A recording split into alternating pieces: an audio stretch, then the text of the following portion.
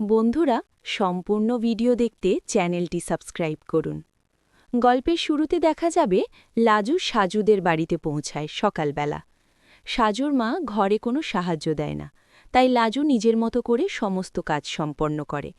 কাজ শেষ করে সে পড়াশোনায় মনোযোগ দিতে চায়, কিন্তু তার চারপাশে বিশৃঙ্খলা। সাজুর মা কোনো তদারকি বা সাহায্য দেয় না, যা লাজুকে আরও চাপের মধ্যে ফেলে। পরের দৃশ্যে দেখা যায় সাজু কলেজে আসে লাজুকে পৌঁছে দিতে। রাস্তার পথে তারা কথা বলতে শুরু করে। তুমি এখানে 4 ঘন্টা বসে থাকবে, আমি পরীক্ষা দিয়ে বের হয়ে আসব, তারপর আমরা একসাথে যাব, লাজু বলে। সাজু অবাক হয়ে প্রশ্ন করে, আমি 4 ঘন্টা বসে থাকতে পারবো না, আমি 1.5 ঘন্টার মধ্যে পরীক্ষা দিয়ে বের হয়ে আসব। লাজু উত্তরে বলল, আমার তো পরীক্ষা 4 ঘন্টা, আমি কিভাবে 1.5 ঘন্টায় বের হয়ে আসব। সাজু মুচকি হেসে মাথা নাড়ে। দেখো, আমি এই রাস্তায় ঘুরে বেড়াবো, আর তুমি পরীক্ষার হলে আটকে থাকলে কি হবে বুঝছ না। এই সময় বনলতা ফোন করে সাজুকে। তুমি কোথায় আছো? বনলতা জানতে চায়। সাজু উত্তর দেয়, আমি লাজুকে কলেজে পৌঁছে দিতে আসছিলাম, এখন বাড়ির রওনা দেওয়ার জন্য ট্রেন স্টেশনে যাচ্ছি। বনলতা কিছুটা উদ্বিগ্ন হয়ে বলে, তুমি গ্রামের বাড়িতে যাচ্ছ না? সাজু নিশ্চয়তা দিয়ে বলে, হ্যাঁ, এখানে আমি 4 ঘন্টা বসে থেকে কি করব? আমি তো লাজুকে বলেছিলাম 1.5 ঘন্টার মধ্যে পরীক্ষা শেষ করে বের হয়ে আসবে, কিন্তু সে 4 ঘন্টা বলে। বনলতা তাজ্জব হয়ে বলল, সাজু, তুমি কি বলছো?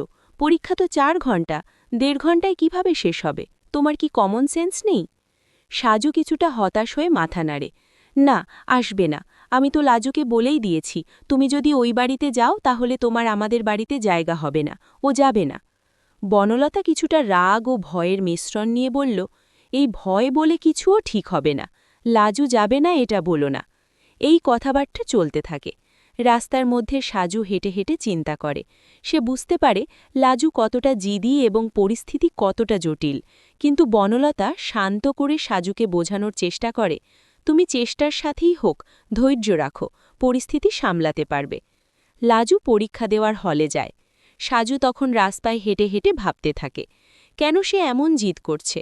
4 ঘন্টা পরীক্ষা, আমি কেবল 1.5 ঘন্টা অপেক্ষা করতে বলেছিলাম, 4 ঘন্টা ধরে বসে থাকা সম্ভব নয়। বনলতা ফোনে সাজুকে বারবার প্রশ্ন করে, তুমি কি বুঝছ সবকিছু ঠিকভাবে হতে হবে? লাজু যদি না মানে তবে সমস্যা হবে। সাজু ধীরে ধীরে উত্তর দেয়, হ্যাঁ বুঝছি, কিন্তু সে এত জিদি যে কোনো কথাই বোঝে না। শেষ পর্যন্ত সাজু উপলব্ধি করে যে লাজুর সঙ্গে ধৈর্য সহকারে আচরণ করা ছাড়া অন্য কোনো পথ নেই।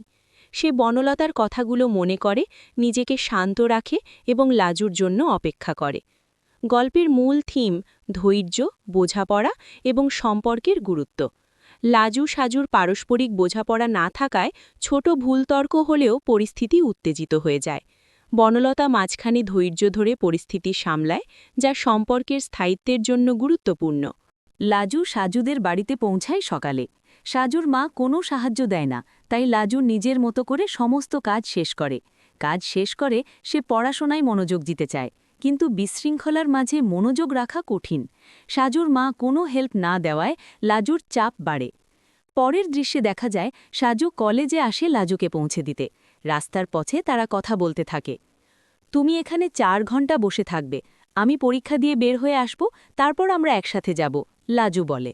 সাজু অবাক হয়ে প্রশ্ন করে, আমি 4 ঘন্টা বসে থাকতে পারবো না, তুমি 1.5 ঘন্টার মধ্যে পরীক্ষা দিয়ে বের হয়ে আসবে। লাজু উত্তরে বলে, আমার পরীক্ষা তো 4 ঘন্টা, আমি কিভাবে 1.5 ঘন্টায় বের হয়ে আসব। সাজু মাথা নাড়ে। দেখো, আমি এই রাস্তায় ঘুরে বেড়াবো, আর তুমি পরীক্ষা শেষে আটকে থাকলে কি হবে বুঝছ না। এই সময় বনলতা ফোন করে সাজুকে। তুমি কোথায় আছো? বনলতা জানতে চায়। সাজু উত্তর দেয়, আমি লাজুকে কলেজে পৌঁছে দিতে আসছিলাম, এখন বাড়ির রওনা দেওয়ার জন্য ট্রেন স্টেশনে যাচ্ছি। বনলতা উদ্বিগ্ন হয়ে বলে, তুমি গ্রামের বাড়িতে যাচ্ছ না? সাজু বলে, হ্যাঁ, এখানে আমি 4 ঘন্টা বসে কি করব? আমি তো লাজুকে বলেছিলাম 1.5 ঘন্টায় পরীক্ষা শেষ করে বের হয়ে আসবে, কিন্তু সে 4 ঘন্টা বলছে। বনলতা রেগে যায়। সাজু, তুমি কি বলছো? পরীক্ষা তো 4 ঘন্টা, 1.5 ঘন্টায় কিভাবে শেষ হবে? তোমার কি কমন সেন্স নেই? সাজু হতাশ হয়ে বলে, না, আসবে না, আমি লাজুকে বলে দিয়েছি, তুমি যদি ওই বাড়িতে যাও তোমার আমাদের বাড়িতে জায়গা হবে না, ও যাবে না। বনলতা সতর্কভাবে বলেন, এই ভয় দেখিয়ে বলো না, লাজু যাবে না এটা বলো না। সাজু রাস্তা দিয়ে হেঁটে হেঁটে ভাবতে থাকে। সে বুঝতে পারে লাজু কতটা জিদি। 4 ঘণ্টার পরীক্ষার মধ্যে 1.5 ঘণ্টায় বের হওয়ার অনুরোধ অসম্ভব। বনলতা ধৈর্য ধরে তাকে বোঝায়, সাবধান হও, ধৈর্য ধরো, পরিস্থিতি সামলাতে হবে। লাজু পরীক্ষা দেওয়ার হলে যায়, আর সাজু রাস্তায় হেঁটে হেঁটে চিন্তা করে। সে উপলব্ধি করে যে লাজুর সঙ্গে ধৈর্য সহকারে আচরণ করা ছাড়া কোনো উপায় নেই। বনলতার সতর্ক বার্তাগুলো মনে রেখেই সে শান্ত থাকার চেষ্টা করে। গল্পের মূল থিম হল ধৈর্য, বোঝাপড়া এবং সম্পর্কের গুরুত্ব। লাজু সাজু পারস্পরিক বোঝাপড়া না থাকায় ছোট ভুল তর্ক পরিস্থিতিকে উত্তেজিত করে।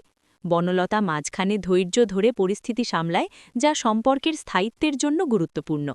লাজুর জিদ এবং সাজুর যুক্তি দুয়ের সমন্বয়ে ছাড়া কোনো রকম সমস্যা সমাধান সম্ভব নয়। শেষ পর্যন্ত সাজু বুঝতে পারে বোঝাপড়া, ধৈর্য এবং স্পষ্ট সংলাপের মাধ্যমে সম্পর্ক বজায় রাখা যায়। এই গল্প আমাদের শেখায় কখনো কখনো পরিস্থিতি সামলাতে ধৈর্যই সবচেয়ে বড় শক্তি। বনলতা অনুভবকে ফোন করল। অনুভব, তুমি আমার সঙ্গে ডাক্তারের কাছে যাবে 4টে বাজে।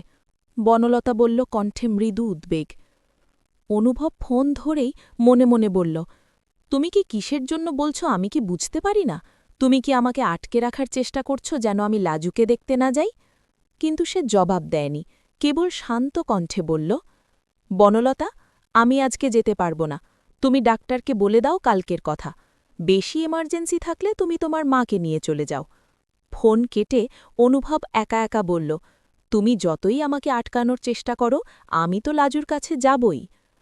কলেজের দিকে অনুভবের মন অন্যরকম উদ্দীপ্ত। সে জানত লাজুর পরীক্ষা চলছে। লাজু তখন পরীক্ষার হলে বসে থাকে, মন পুরোপুরি পরীক্ষায় মগ্ন। কিন্তু অনুভবের চিন্তা লাজুর দিকে বারবার ফিরে আসে। হঠাৎ কলেজের ম্যাডাম লাজুর টেবিলের দিকে এগিয়ে আসলেন। লাজু, আর কিছুক্ষণ সময় দাও। লাজু বলল কণ্ঠে অস্থিরতা, আমি একটু। কোনো সমস্যা নেই লাজু, দেখো তুমি পড়াশোনায় মনোযোগ দাও আর অন্যদিকে চিন্তাভাবনা করবে না। ম্যাডামের কথায় লাজুর মনে কিছুটা শান্তি আসে। সে আবার লেখার দিকে মনোনিবেশ করে। কিন্তু পরীক্ষার চাপ, শারীরিক দুর্বলতা সব মিলিয়ে হঠাৎ লাজু অজ্ঞান হয়ে পড়ে। ম্যাডাম তৎক্ষণাৎ দৌড়ে নিয়ে যায় হাসপাতালে। অনুভব খবর পেয়ে দৌড়ে আসে। হাসপাতালের ফ্লোরে পৌঁছে সে লাজুর পাশে দাঁড়ায়, চোখে জল। ডাক্তার লাজুর দিকে তাকিয়ে বলেন, তুমি খাওয়া দাওয়া ঠিকমতো করছো না, তোমার শরীরের যত্ন নিতে হবে। পেসার হার্টে ঠিকভাবে কাজ করছে না, তোমাকে সতর্ক থাকতে হবে। অনুভব হেসে কণ্ঠে ভরা উদ্বেগ নিয়ে বলল, লাজু, তুমি আরও সতর্ক হবে, তোমার শরীরের যত্ন নাও, আমি পাশে থাকব। পরের দৃশ্যে দেখা যায় অনুভব লাজুকে নিয়ে নিজের বাড়ি ফিরে আসে।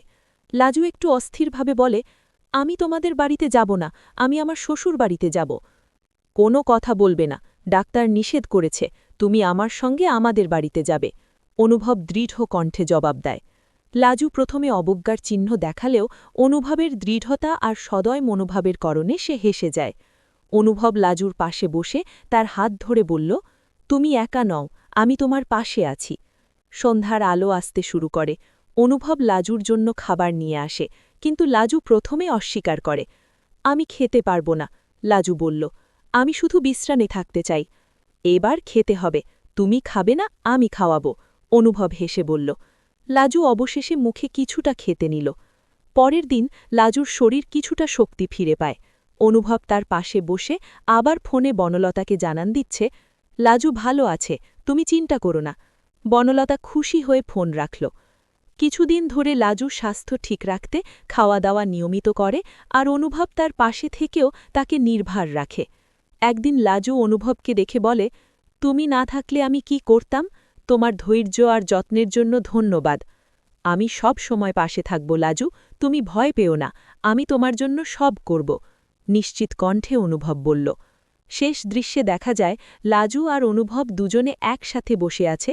লাজু খুঁজছে অনুভবের চোখে সহানুভূতি, আর অনুভব দেখছে লাজুর ধীরস্থির হাসি। দুজনের মধ্যে কথাবার্তা শান্ত আর মনোযোগ একে অপরের পাশে।